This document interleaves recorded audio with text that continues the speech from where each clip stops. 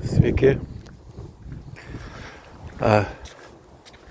Ką tik skaičiau apie japonų tokį meną, kintsugi vadinasi.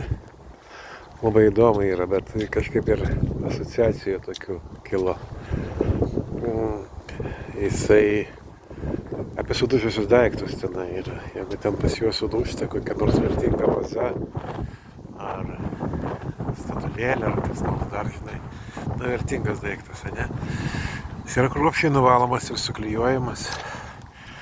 Ir kas įdomiausia, ta vieta, reiškia, kur yra,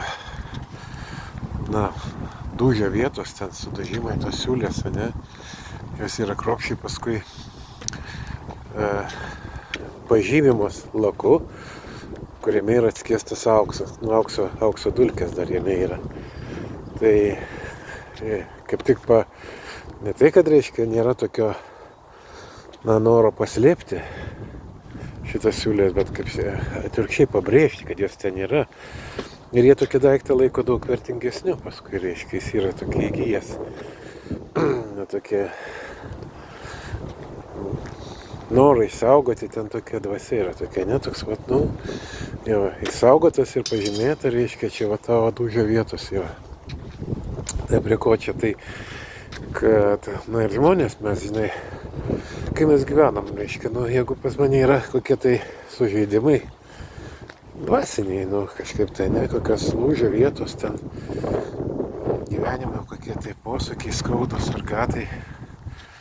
Taigi, ką aš darau, aš stengiuosi paslėpti, žaliu veidu viską rodyti, kad aš esu okei, pas mane viskas gerai, ir nieko čia tokio, žinai, aš sveikas, gyvas, geras, žinai, nors iš tikrųjų tai šitą sužeidimą, šitą pažeidimą, savo pažeidžiamumą tokį, nešiojuosi savyje, vienas pats, dažnai kančioje, iš tikrųjų. Tai matyt kalba apie tai, kad tuos dalykus nereikia slėpti.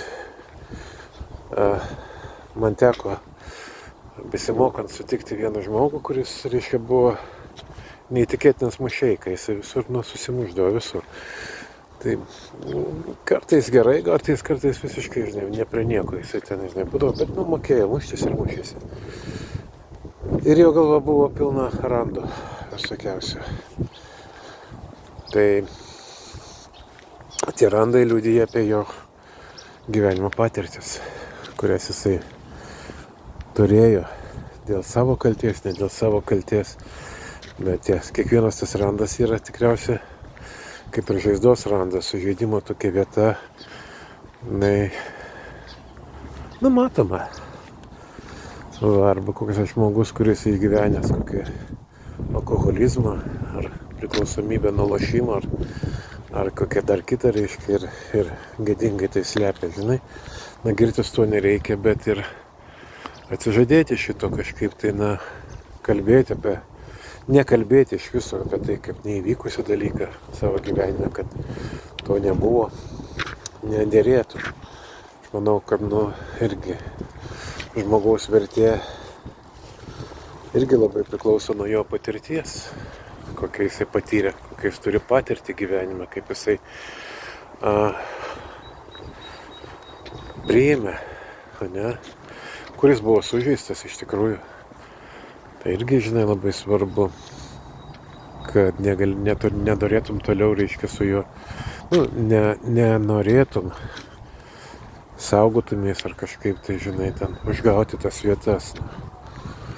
Tokias nuoskaudas būna iš praeities, tarkim, kažkokios tai, tai jeigu jos yra nuslėptos, labai lengva yra pažeisti kitam žmogui šitas vietas pagauti, tai iš tikrųjų paprastų žodžių gali suglaudyti jį.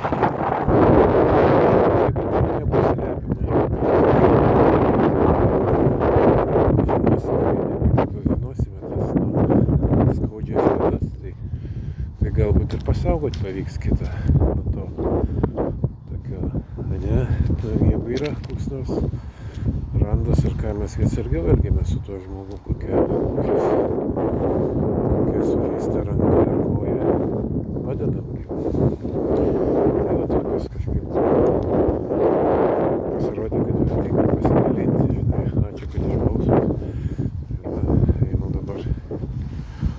pasivaikščioti.